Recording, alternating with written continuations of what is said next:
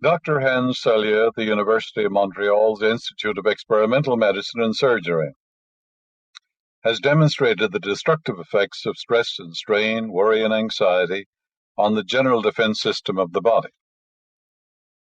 He says if the mental stress which set the general defense system in motion is not of a temporary and passing nature, but persists week after week, the adrenal glands first attempt to adapt to the situation by increasing their output of hormones. But this plays havoc with various other processes not related to defense. The individual may develop arthritis or diabetes or any of the other so-called psychosomatic diseases. Inevitably, if the stress is continued beyond this general adaptation stage, the adrenal glands become exhausted. They change in color from yellow to brown. The stomach becomes spotted with ulcers. The resistance to cold and heat and to every kind of disease and injury collapses. And if the unfortunate individual does not fall victim to some infection, he will probably succumb to one of the heart, circulatory, or kidney diseases, which are today the greatest killers. Dr. Selye's work demonstrated that the defense system can effectively fight only one thing at a time. If in response to a mental tension caused by pain from a broken limb, for instance, it is set into action, it quickly organizes 100 specialized activities, in addition to its general work to repair the fracture.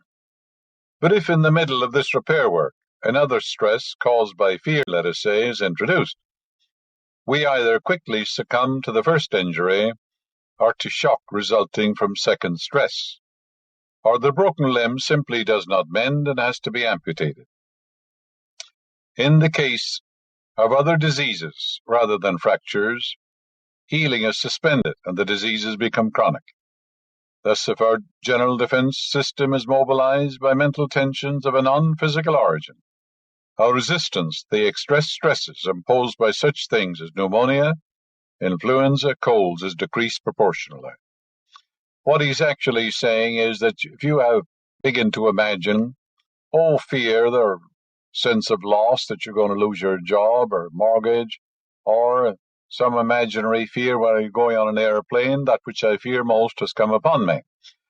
Now, when the subconscious does not differentiate between an imaginary fear and a real fear, and therefore you can see the havoc that is played by stress and strain and anxiety when a person begins to worry and become anxious over conditions and circumstance events which are not happening at all, but in their mind may happen, or they imagine they are going to happen. Like a woman I knew who began to take out all the clippings of the newspapers of plane disasters. And she studied them. Finally, she got on a plane, and her son said she had to get on a plane where there was a disaster, because she'd been contemplating it for 1 year.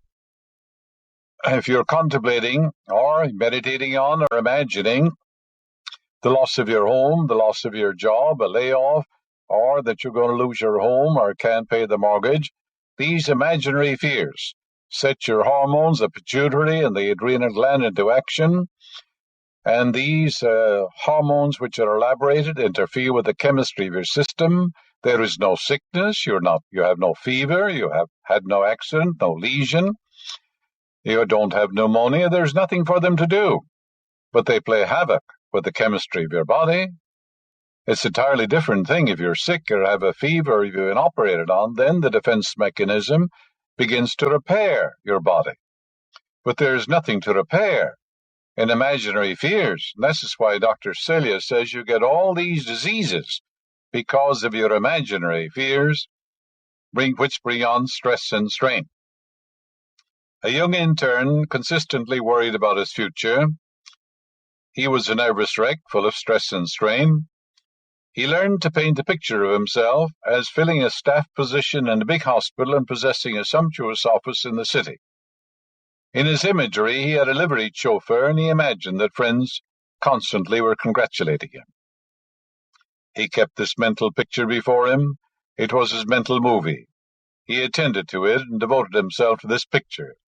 Whenever he was prone to worry or becoming anxious, he purposely flashed the picture on the screen of his mind. As the weeks passed by, A higher power moved on his behalf, honoring his dreams and making them all real. The chief surgeon invited him to be his assistant, and he married a very wealthy woman who purchased for him a most sumptuous office, and furthermore also provided him with a Cadillac and a liveried chauffeur. Many women do that. Some men marry very, very wealthy women. Why not? There's nothing wrong with it. This is the way by which the habit of worry is changed. This is the way the old man becomes a new man in thee God. Cast thy burden upon the Lord, and he shall sustain thee. You don't have to suffer from chronic worry or be anxious or get overtense. Do not spend time looking at your troubles or problems. Cease all negative thinking. Your mind cannot function harmoniously when it is tense. It relieves the strain to do something soothing and pleasant when you are presented with a problem. You do not fight a problem, you can overcome it. To release pressure, take a drive, go for a walk, play solitaire, read a favorite chapter of the Bible, such as the 11th chapter of Hebrews, the greatest antidote to fear and worry in the world today. It's the finest chapter in the whole Bible to develop self-confidence and inner peace. Read the 13th chapter of 1 Corinthians, magnificent drama.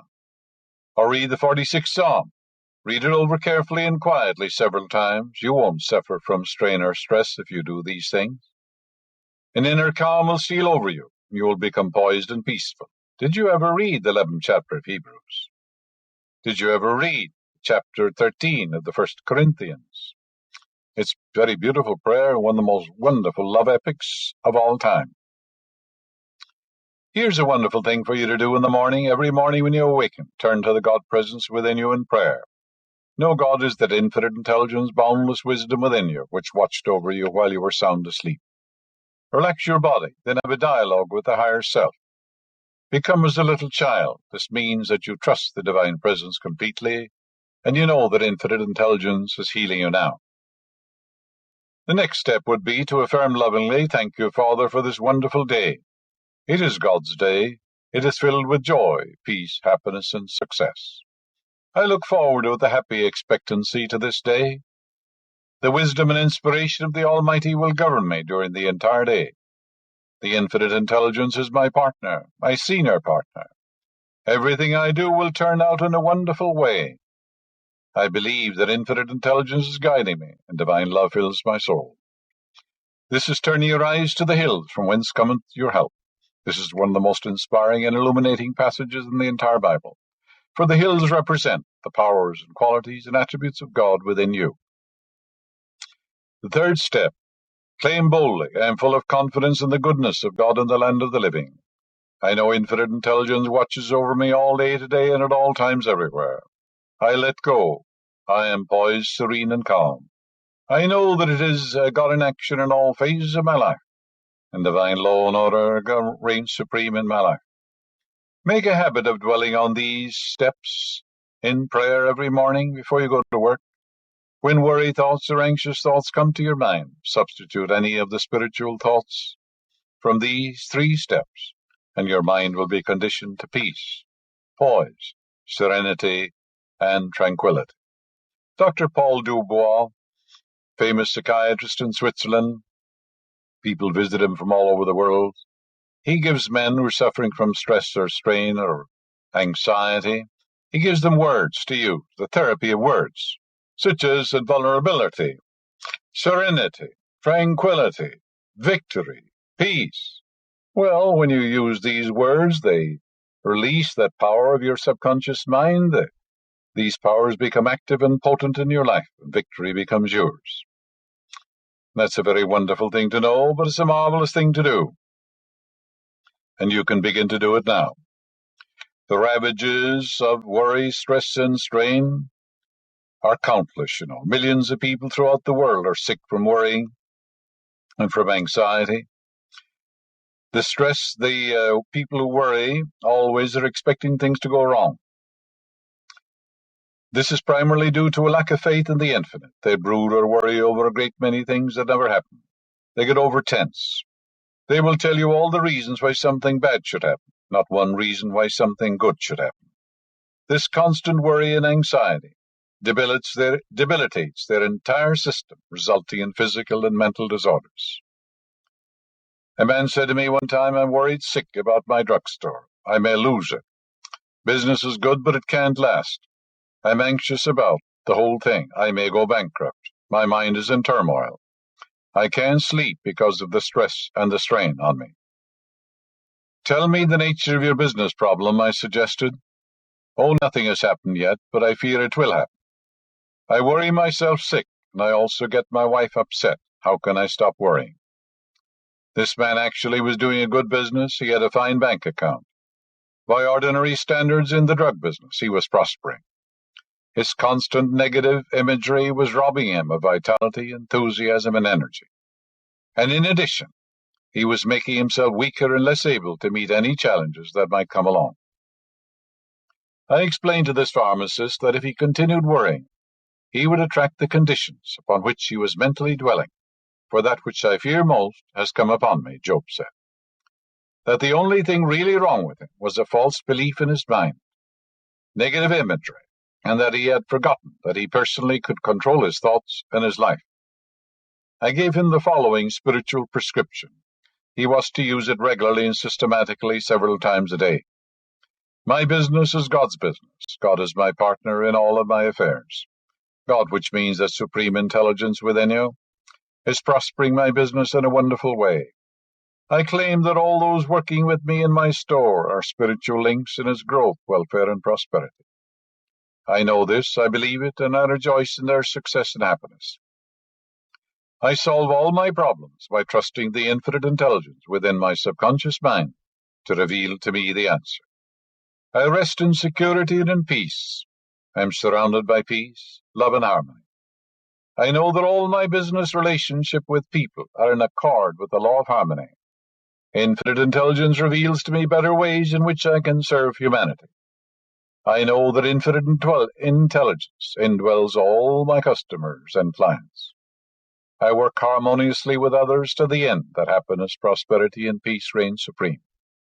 When any worry or fear thoughts come to my mind, I will immediately affirm, I will fear no evil, for thou art with me." He began to set aside 10 or 15 minutes in the morning, afternoon, and evening for the purpose of reiterating these truths, knowing that through their frequent habitation of his mind, he would be reconditioned to constructive thinking. When morbid thoughts came to his mind, he would immediately affirm, "Divine love fills my soul." He said to me that in one day he must have said, "Divine love fills my soul," about 1,000 times. Gradually, the neurotic thought pattern of chronic worry and anxiety that he had complained of in the beginning, which had been repeating itself with monotonous regularity, was completely dissipated, and he rejoiced in his freedom. And this is a wonderful thing to know, but it's a marvelous thing to do. Tension is not bad. It is over-tension, of course, that plays havoc with you. Take an actress or an actor. Naturally, they're tense. They accumulate some energy before they sing or dance or, play the role on the stage. That's constructive. They're accumulating a certain amount of energy. It's just like a clock. If you wind the clock too tight, well, you know what happens, don't you? The spring breaks.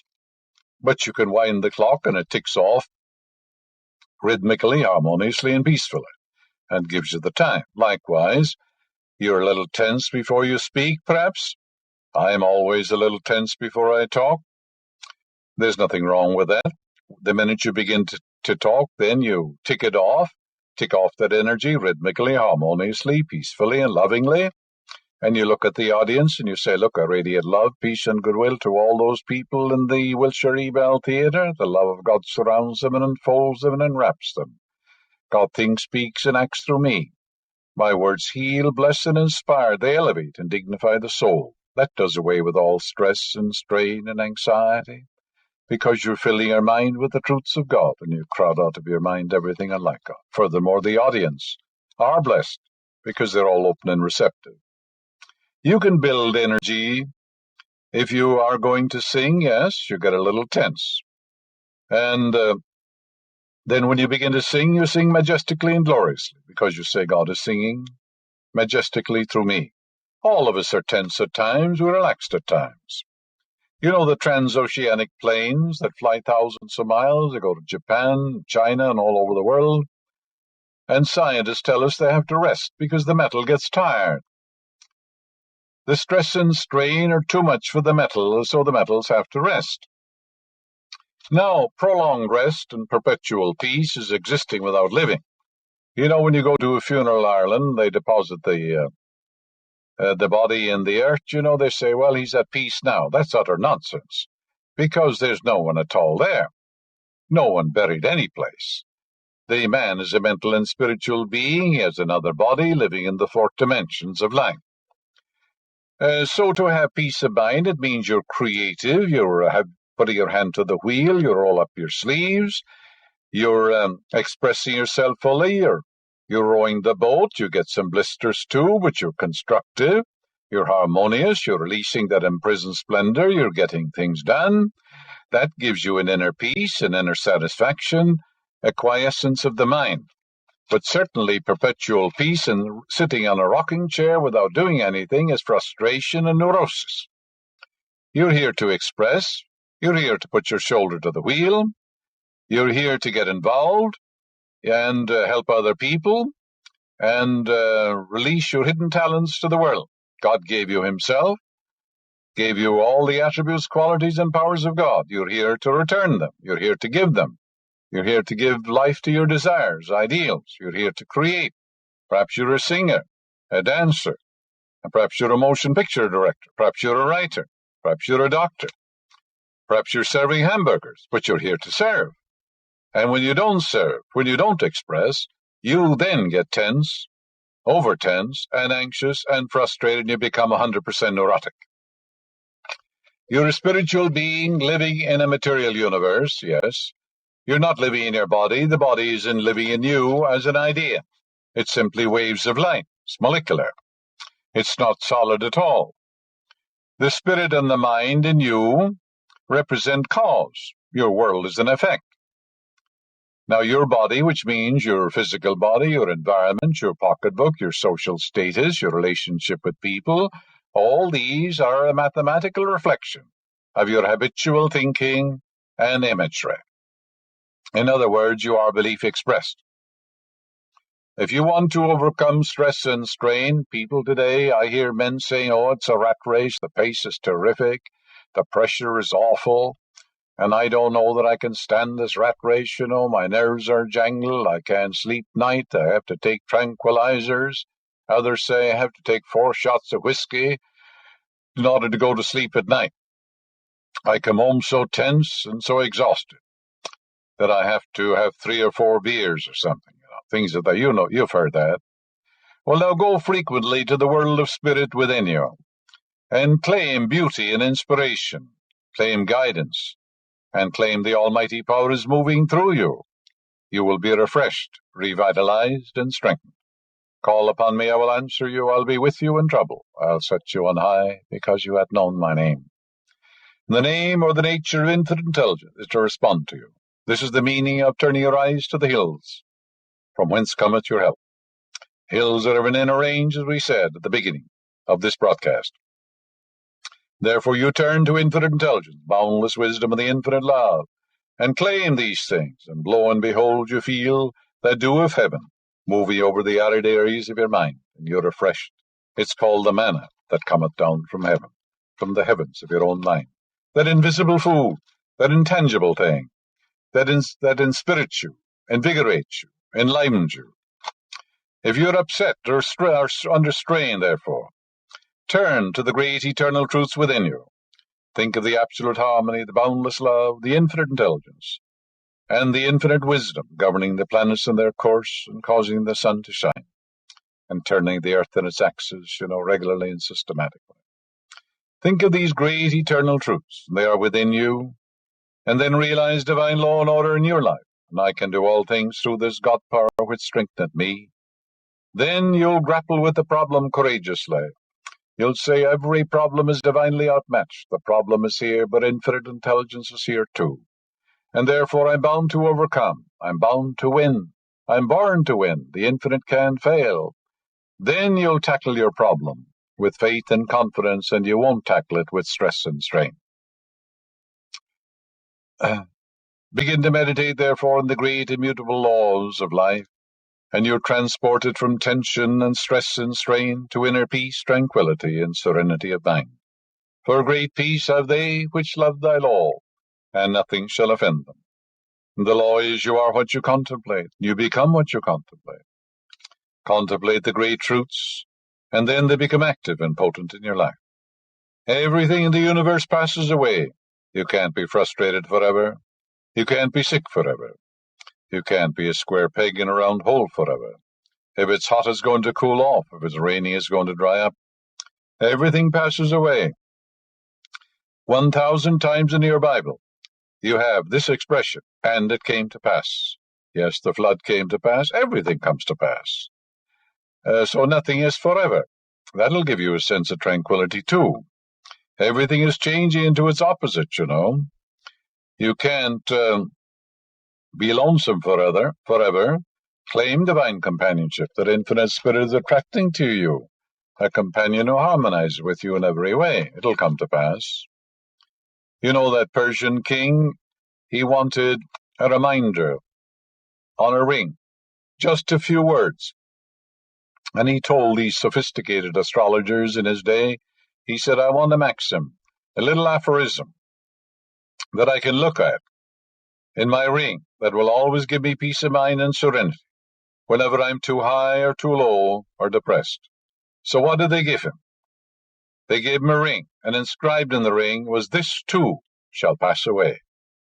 For everything will pass away. The war, if there's a war, there's going to be peace. It's going to stop, you know. So these are lofty truths. I'll turn my eyes to the hills from whence cometh my help, and thou wilt keep him in perfect peace, whose mind is stayed on thee, because he trusteth in thee. Think of these lofty truths. I and my Father are one. If God be for me, who could be against me? Yes, all things are ready if the mind be so. According to my belief is it done unto me. According to my faith is it done unto me. Son, thou art ever with me, and all that I hath is thine. Before you call, I will answer. While you're yet speaking, I will hear. Are you going to say it is hard for me? Is the Lord's hand shortened that he cannot save? The battle is not yours, it is mine. Stand ye still and see the salvation of the Lord, solution which the Lordly power will give you. Come unto me, come unto that infinite intelligence within you, all ye that labor and are heavy laden, and I, the infinite, will give you rest. Every problem has its solution. Every question has its answer. One implies the other. Therefore, you go within to contemplating the answer, and the answer will come to you. My peace I leave you, my peace I give you. Not as the world giveth, give I unto you.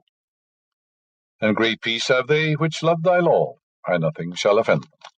Keep thy heart with all diligence, for out of it are the issues of life. These truths lift you up above the petty things of life, and set you free. And when fear or worry knocks at your door, faith in God and the goodness of God open the door of your mind, and there's no one there. If you're worried about your income or family or business problem, they are changing now.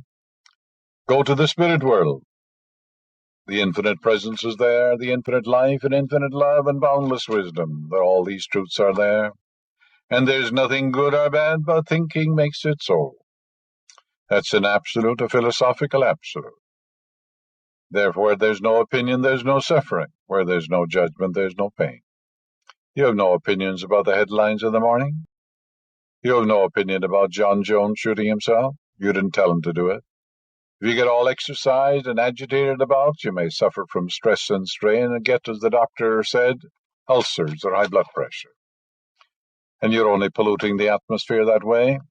Wouldn't it be easy for you to say, well, he's alive with the life of God. God loves him and cares for him. You can do that even though he's committed suicide, can't you? So how could it disturb you? You disturbed yourself, didn't you?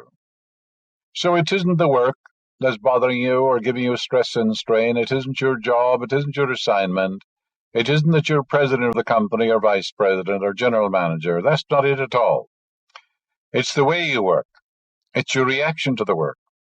If you're resenting the work or the boss And if you're working with hostility and fear and anxiety, you're projecting that onto the work and to those people around you. And of course, then stress and strain come into your experience. So do what you're doing. Do to the best of your ability with love and goodwill, because you're always projecting your worry, your shortcomings, your anxieties onto your business, your affairs, and other people. If you have lofty thoughts and ideals and dreams and aspirations, you must bring them into manifestation so that we can see them in your body, in your speech, in your mannerisms, in your gestures, in your work, in your writing, in all phases of your life. If you don't do that, you become tense. You suffer from stress and strain. There are people who are off to commune, you know. They wear a loincloth or something. They smoke marijuana. We read about it in the papers. Sometimes the papers are full of this sort of thing. And they go on relief, you know. Children are born, and of course they don't get proper attention. And they expect the world owes them a living and things of that nature. All of these people who live that way are suffering from stress and strain, with all the results that follow from that condition. We're all here to serve. We're all here to put our hand to the plow. And when a man isn't expressing himself, he feels guilty. With guilt comes fear, with fear comes punishment, because he knows in his heart he's here to give. So those living in ivory towers are in difficulty. They're full of tension. You're living in an objective and subjective world, and you have to balance the two. So if you're all wrapped up in metaphysics, you know, just reading metaphysical and philosophical books, and you're not expressing yourself in the world, you don't have love and recreation and creativity and expression, and joy and all these things, then you're a queer, cultish figure. You're lopsided and balanced, and you're really sick. Because these things have to be balanced. On the other hand, if you're all wrapped up in the external phenomena, the world, and say, look, all I want is to make a lot of money and get ahead in life, and you reject and neglect the spiritual values of life, you too are lopsided. You're imbalanced. You're a crass materialist, and you're running to the psychiatrist or to the bottle or for tranquilizers and sedatives, and they will not help you. Because when the marijuana wears off or the tranquilizer wears off, you find the infection is in your own mind. So these things never cure you. The cause is within. So we're all here to lead a balanced life, and you live in an objective world, and you're here to roll up your sleeves, whether it's a telephone company or you're digging in the soil, or whether you're driving a truck or operating in the operating table. And then you do that with joy and with love, and you go to the Father within regularly and systematically for refreshment, inspiration, and guidance, to dwell upon the great values of life. Then you're leading a balanced life, and you're no longer lopsided. The inner world, you know, is a world of thought, of feeling, of imagination, of action, too. Plans and purposes, of dreams and aspirations, isn't it? It's a real world. It's as real as the outer world. The Bible tells you, I am come that you might have life and have it more abundantly. Heretofore you have asked for nothing. Now ask that your joy might be full. The spirit without form is nothing, and form without spirit is nothing. Today well lived makes every yesterday a dream of happiness, and every tomorrow a vision of hope.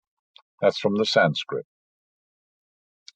So the pace is not killing you, it's your attitude of mind towards your work, you see. Approach your work and say, I can do all things through this God power which strengtheneth me. I radiate love, peace, and goodwill to all those around me. I'm inspired today. Spirit of the Almighty moves in the waters of my mind. Whatever I do will prosper. Then you're overcoming stress and strain. So stress and strain do not really come from that work, whether you're building a house or whether you're a carpenter, sawing wood. But it's work done in anxiety and resentment and hostility. Remember, we project our own disorder and confusion onto our wives, our husbands, and all those around us.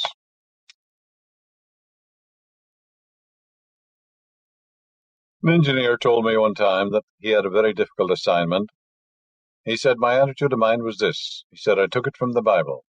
I am had sent me unto you. I am means God, life, awareness. In other words, his attitude was, God sent me here, Supreme Intelligence sent me here to solve this problem, and I'm going to solve it. That's grappling with it courageously. That releases his tension and gives him a sense of peace. And of course, he was a very, very successful engineer. There is a power in man which enables him to overcome. Spirit of the Almighty hath made you, Job says, and the breath of the Almighty hath given you life. Therefore, boundless wisdom and infinite intelligence is within you. And life is demanding of you your wisdom, power, and strength. In other words, life was demanding of that engineer all the knowledge he had, his ingenuity and skill. Tension means to stretch, you know. Like a soldier told me, one of his friends fell into a ravine, and all he had at that time was some cord, and he threw him a piece of cord, stood on firm ground himself, and the cord broke. So finally he had to get a branch of a tree and pull him out. In other words, the weight of the man, the weight of the soldier, and the resistance, I suppose, of the mud and all that in which he was immersed or mired was too great, and the cord broke, but the branch remained firm. So likewise, you know very well whether you're going to crack up or not. If you're under too much of a strain, break it off, like some men go out in the golf field for a few hours, they take a trip for a day or two, and they come back when they're rested and they get a quiet mind. So the way to overcome it, the way to stretch your mind, is to say to yourself, I can do all things through this God power which strengtheneth me. Think of yourself as a son of the infinite. That will give you great tensile strength. You'll be able to pull the load then. Realize the infinite can fail. I'm born to win. Tremendous reserves are available. I can do all things through this power which strengtheneth me. Yes, you're not inadequate or weak. You can say one with the infinite is a majority, and if the infinite be for me, who on earth can be against me? So the infinite is within you, and it knows only the answer. If you feel too weak, you see, inadequate, and say, oh, well, I can't handle that job, and all that, then you come under pressure, you see. Become aware of the infinite, which lies stretched in smiling repose. God is that supreme wisdom within you, and get a new estimate of yourself. Realize I and my Father are one, the same Spirit that governs the universe and governs the planets in their course. That same Spirit is in me. So I am large, you know, and I contain multitudes. Walt Whitman said, the great American poet, meaning that all the powers of the Godhead were within him. That's what he meant. We've slept in ourselves too long. Man is asleep to the tremendous powers within him. Haven't you noticed, I'm sure you have, the woman weighing 90 pounds lifts the truck. Her husband is penned underneath it. 5 men later on can't even lift it. Where did that power come from? It was always there. In an emergency, intense desire to save the life of her husband, she lifts the truck, thinks nothing of it. Yes, we're all taxed. That woman, that wife was taxed. All her power, her ingenuity, and skill were taxed, and she drew on the power of the infinite. And it lifted the truck. Nothing happened to her either. She didn't suffer from any ill effects.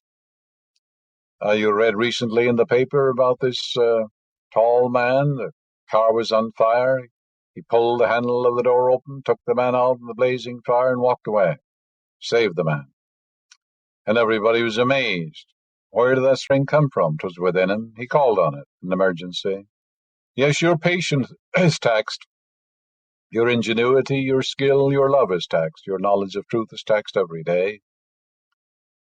God gave you life. God gave you himself. In him you live and move and have your being. God lives, moves, and has being in you. And all the love, the truth, and the beauty of the infinite are within you. The doctor, when he operates, sometimes he thinks it's going to be an hour, but he finds that the operation will last 6 hours after opening up the patient. He has to draw, yes, his energy, his skill, his knowledge, his understanding is taxed. And then he draws in the reserves, the infinite intelligence, the light of the infinite to guide him and direct him and sustain him. And he pulls through, doesn't he? So you're equipped to handle everything. When you're presented with a proposition and someone says, we're going to make you president of the company or vice president, or general manager, the life principle in you knows that you can do it. You can never be presented with a problem which you cannot overcome because the infinity is within you. You could not be asked to become general manager, except first of all they trusted you, and the life principle knows that you could do it. Of course you can, because you are your own savior, and the saving power is within you. The power that moves the world is within you, and it only knows the answer. I received a letter from a woman in which she wrote, my husband sits around all day and does nothing but drink beer. He won't work and he whines all the time. He worries me terribly, and my physician says that I have an anxiety neurosis, that I'm suffering from stress and strain. On top of that, I suffer from asthma, skin trouble, and high blood pressure. My husband is killing me. Husband has nothing to do with it. It's a reaction. It's her thought about him. I wrote to her and told her that today it is well known in psychological and medical circles that many skin disorders, asthma, allergies, cardiac disorders, and diabetes, as well as a host of other illnesses, are brought on by chronic worry, stress, and strain, which is another name for anxiety neurosis. I also gave her a spiritual prescription in which I suggested that several times a day she was to bless her husband as follows. My husband is God's man. He's divinely active, divinely prospered, peaceful, happy, and joyous. He's expressing himself fully and is in his true place. He receives a marvelous income. Sobriety and peace of mind reign supreme in his life. I now picture him coming home every night and telling me how happy he is in his new job. I leave it all to the infinite to fulfill. I enclosed a second prayer which she was to take mentally and emotionally 6 or 7 times a day until her subconscious absorbed it. She also was to picture her doctor telling her that she was whole and perfect. Following is her second prayer. The gifts of God are mine now. I use every moment of this day to glorify the infinite. Infinite harmony, peace, and abundance are mine. Divine love flowing from me blesses all who come into my atmosphere. Divine love is healing me now. I fear no evil, for the infinite is within me. I am always surrounded by the sacred circle of divine love and power. I claim, feel, know, and believe definitely and positively that the spell of divine love and eternal watchfulness guides, heals, and takes care of all members of my family and loved ones. I forgive everyone, and I sincerely radiate divine love, peace, and goodwill to all men everywhere. At the center of my being is peace. This is the peace of the infinite, which lies stretched in smiling repose. In this stillness I feel the strength, guidance, and love of the divine presence. I am divinely guided in all my ways. I am a clear channel for the light, the love, the truth, and the beauty of the infinite one. I feel the river of peace flowing through me now. I know that all my problems are dissolved in the mind of the infinite. His ways are my ways, and all my ways are pleasantness, and all my paths are peace. The words I have spoken accomplish that whereunto they are sent. I rejoice and give thanks, realizing that my prayers are answered. At the end of 2 weeks, she wrote saying her prayers worked wonders. I've been saying the prayers as you suggested, and I've been holding a picture of my husband in my mind. He got a job and he's sober. My doctor checked my blood pressure, and it is normal. All the blotches in my skin have cleared up. I don't have to take asthma medicine anymore. This woman's accumulated negative thoughts and mental pictures were the cause of her chronic worry and stress and strain. As she identified mentally and emotionally with the great truths given her, they began to sink into her mind. She also painted pictures of health and vitality for herself and of achievement and accomplishment for her husband. These mental images were etched in her deeper mind, and her subconscious brought them all to fruition. Dr. Flanders Dunbar, the great authority on emotions and bodily changes, medical doctor, distinguished psychiatrist, Ph.D., Doctor of Medical Science, says in 1935, Dr. Menninger reported in 2 articles a study of the psychological factors in diabetes. He found they were important factors in the genesis of disease. The belief that diabetes may be caused by anxiety was presented by two psychiatrists. Psychic shock as an exciting cause, worry, anxiety, and nervous strain are among the most frequent events in the diabetic anamnesis. Menninger points out, she says, that all quoted authors agree that diabetes may be accelerated or aggravated by emotional states. He remarks, one is impressed with the inconsistency of the opinions, that there is no denial of the great importance of the psychogenic factors once diabetes is established, and yet so conservative an opinion as to these same influences initiating the metabolic disorders. From study of this material, Menninger found depression and anxiety to be the most common mental states associated with diabetes. He found no preponderance of type of mental disorders in diabetics, except that psychoneurosis of various types were frequent. He states, however, that one must refer to multiple causative factors in attempting to explain the cause of diabetes. In conclusion, he says there is not much doubt that diabetes develops as a part of the expression of the individual's personality conflict. That's interesting. Once an executive came to me and told me that he was terribly worried that he would not get the presidency at his company's next scheduled board meeting. He added that he was next in line. This constant worry and anxiety were about to give him a nervous breakdown. In talking to him, I discovered that he had been anxious most of his life, and I remarked that he just thought his worry was due to the possibility that he would not be promoted. He did not agree with this.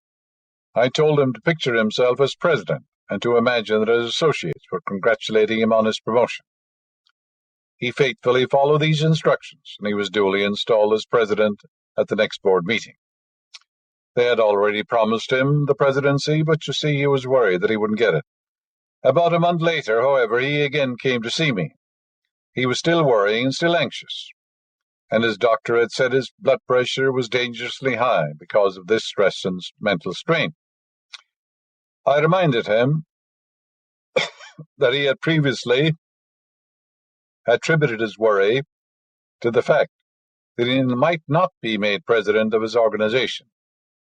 But now that he was president, he had not stopped worrying. He still had the stress and the strain. He was worrying about the fact that he might not live up to the expectations of the executive board, that his decisions might cause the company to go in the red, and that he might be asked to resign. He began to look inside himself. Suddenly he realized that his whole trouble was due to the fact that he did not make a habit of prayer and had no real contact with infinite power from which he could draw strength and security. He had thought that he was cursed with these worries, but now he awakened to the naked truth that he alone was the creator of his stress, his strain, his high blood pressure, and all the rest of it. Then he decided to establish a prayer pattern. That way he could overcome his obsession. When you awaken in the morning, I told him to use this particular prayer. I know that the answer to my problem lies in the infinite intelligence within me. I now quiet my mind. I get still, I relax, I am at peace. I know the infinite speaks in peace and not in confusion. I am now in tune with the infinite. I know and believe implicitly that infinite intelligence is revealing to me the perfect answer. I think about the solution to my problems. I now live in the mood I would have were my problem solved. I live in the abiding faith and trust, which is the mood of the solution. This is the spirit of the infinite moving within me. The spirit is omnipotent. It is manifesting itself. My whole being rejoices in the solution. I am glad.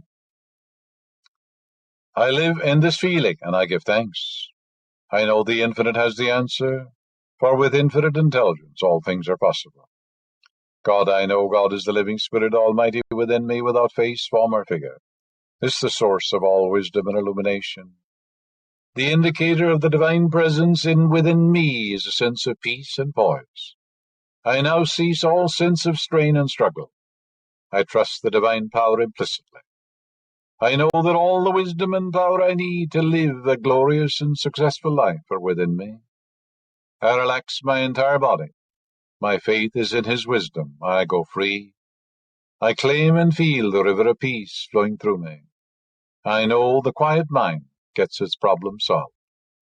I turn my request over to the subjective intelligence, knowing it has the answer, and I am at peace. He repeated the above prayer 3 times each morning, knowing that through repetition these truths would sink into his subconscious and establish a healing, a wholesome habit of constructive thinking. He also realized that he now was anchored to the divine power within him, in which he lived, moved, and had his being.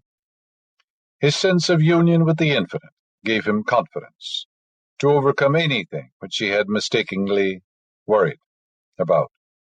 Through this shift in his mental attitude, he became a balanced man. A woman once visited me and said she was worried about her boy at school.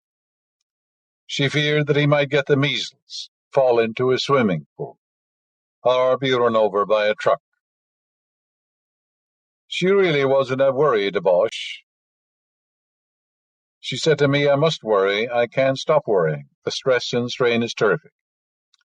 I told her that it would be much more interesting, fascinating, absorbing, and thrilling to bless her boy, rather than to throw mental bricks at him all day long. I suggested that she open her mind, let in the higher power, and realize that the infinite presence and power loves her boy, that the infinite watches over him, that his overshadowing presence protects the boy at all times, that the infinite ocean of love surrounds him, enfolds him, and enwraps him. As she practiced blessing her boy, she cast out all her gloom of worry and misery. She made a habit of prayer, and prayer is a habit. This woman's worry, fretfulness, and morbid thoughts about her son were due to laziness and indifference in allowing these destructive pictures to influence her thoughts and emotions. You can heal yourself, as did this woman, by following the injunction of the psalmist, I will lift up mine eyes unto the hills, from whence cometh my help. Do this regularly, and you will be released from the vexations of worry. When you worry, when you're anxious, you are focusing your attention, directing your mind on that which you do not want, so that you create conditions, experience, and events which disturb you. Worry means that you are using your mind negatively and destructively, but you know very well you can overcome it. A merchant marine captain during the World War overcame his stress and his strain by the seaman's version of the 23rd Psalm. He said, the Lord is my pilot, I shall not drift. He lighteth me across the dark waters. He keepeth my log. He steereth me in the deep channels. He guideth me by the star of holiness for his name's sake. Yea, though I sail mid the thunders and tempests of life, I shall dread no danger, for thou art with me. Thy rod and thy staff, they comfort me. Thy love and thy care, they shelter me. Thou preparest a harbour before me in the homeland of eternity. Thou anointest the waves with oil. My ship rideth calmly. Surely sunlight and starlight shall favour me on the voyage I take, and I will rest in the port of my God forever. You can dwell upon these great truths too, and remember, fear is a shadow in your mind, and when the light comes into your mind, well, the darkness disappears, doesn't it? Always does. And that light that lighteth every man that cometh into the world is within you, and light is supreme intelligence. It is the almighty power within you that knows only the answer. When you are perplexed, confused, and fearful and worried, and wonder what decision to make, don't get tense about it. Remember that you have an inner guide that will lead and direct you in all your ways, revealing to you the perfect plan and showing you the way you should go. The secret of guidance or right action is to mentally devote yourself to the right answer until you find its response within you. The infinite intelligence deep in your subconscious mind is responsive to your request. This response you will recognize as an inner feeling, an awareness, an overpowering hunch, leading you to the right place at the right time, putting the right words into your mouth, causing you to do the right thing in the right way. And this releases you from strain and stress.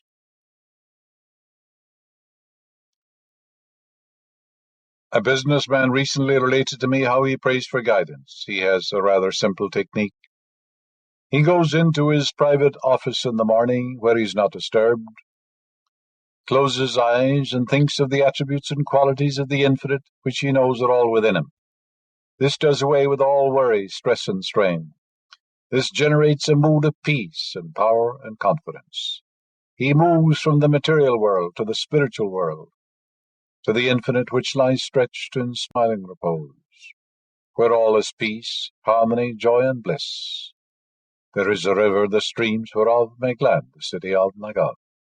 The city of God is your own mind, where you walk and talk with the infinite. Then he speaks in the following simple manner to the divine presence, his higher self, within him. Father, thou knowest all things. Give me the idea necessary for a new program today. He then imagines he has the answer that is flowing through his mind. He affirms, I accept the answer. Creative ideas unfold within me, bringing me harmony, health, and peace and joy. After this prayer, he gets busy and becomes preoccupied with routine matters, and the answer inevitably reveals itself when he's not thinking about it. He said that oft times the answer comes like a flash, spontaneously and unannounced. The amazing suddenness with which the solution to his business problem comes. Sometimes, he said, is startling indeed. So that answer is within you. It reveals the answer to you, and you can overcome that sense of frustration and anxiety, neurosis. The Bible says, choose ye this day whom you shall serve. The key to health, happiness, peace, and abundance lies in the capacity to choose. When you learn to think right, you will cease choosing pain, misery, lack, high blood pressure, and limitation. On the contrary, you will choose from the treasure house of the infinite within you. You'll no longer choose ulcers, diabetes, and the other things which strain and stress cause. You will affirm incisively and decisively, I choose happiness, peace, prosperity, wisdom, and security, today and every day of my life. The moment you come to that definite conclusion in your conscious mind, your subconscious mind, full of the power and wisdom of the infinite, will come to your aid. Guidance will come to you, and the way or path of achievement will be revealed to you. Claim definitely and positively, without the slightest hesitation, doubt, or fear. There is only one power of creation. It is the power of my deeper self. There is a solution to every problem. This I know, decree, and believe. As you claim these truths boldly, you will receive guidance pertinent to all your undertakings, and wonders will happen in your life. To be frustrated is to be confused, baffled, perplexed, or thwarted in reaching your goal. Fear really is behind all frustration, stress, and strain, because man believes he is stymied, blocked, and inhibited by external forces. Therefore, he can't realize his desire. In other words, he thinks his environment is greater than himself. A young engineer said to me, I've been working for a boss for over 15 years. I have not been promoted. My talents are being wasted. I'm frustrated. unhappy. I hate my boss. I have high blood pressure. I've got ulcers. My boss is an ignoramus. I just walked out, got another job, but I went from the frying pan into the fire. This new job is worse. This engineer found that he would never be advanced in his work because of his age and racial background. He was brought up by a domineering, tyrannical, puritanical sort of father who was typical of his New England traditions. He had resented his father, had not written him for many years. Moreover, he had a guilt complex and feared punishment because of his hatred and resentment towards his father. He said to me, "I suppose God has it in for me," an old orthodox statement. Slowly but surely, he began to see that he was rebelling against authority in the same way he had been rebelling inwardly against his father. It began to dawn on him that he was actually transferring the blame for his own shortcomings, mistakes, and misdeeds to his superiors in business. In other words, the boss was a father image.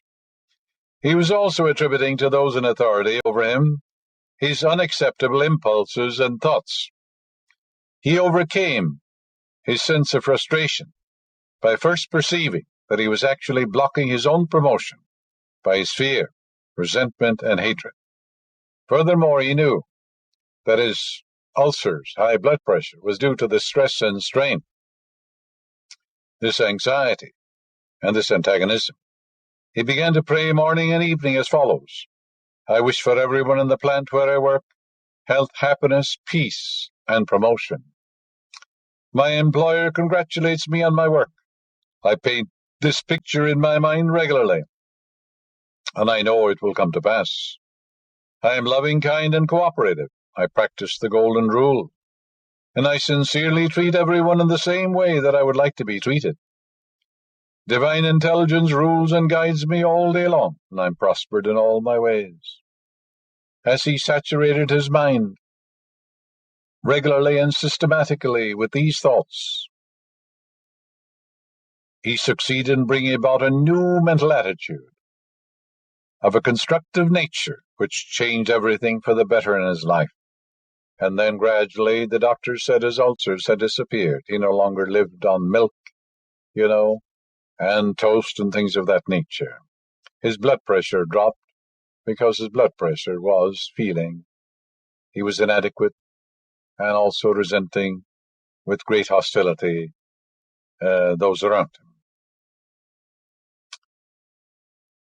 He that is slow to wrath is of great understanding, but he that is hasty of spirit exalteth folly. That's from the book of Proverbs. Say to yourself, "I'm always poised, serene, and calm. The peace of the infinite floods my mind and my whole being. Practice the golden rule, sincerely wish peace and goodwill to all men. You will not suffer from strain or stress when you do that. You'll discover that all your ways are pleasantness and all your paths are peace. Know that the love of all things which are good penetrates your mind and casts out all fear, stress, and strain. You're now living in the joyous expectancy of the best, for only the best should come to you. Your mind is free from all worry and doubt. Your words of truth dissolve every negative thought and emotion within you. You open the doorway of your heart to the divine presence and the influx of the Holy Spirit. Your whole being is flooded with the light and understanding from within. The petty things of life no longer irritate you. When fear, worry, and doubt knocks at your door, faith and goodness, truth and beauty opens the door, and there is no one there. Remind yourself frequently, "O God, thou art my God, and there is none else. And the God presence indwells me, walks and talks in me. It's my higher self. All its ways are pleasantness, and all its paths are peace. And with your eyes stayed on God, there is no evil on your pathway, now and forevermore."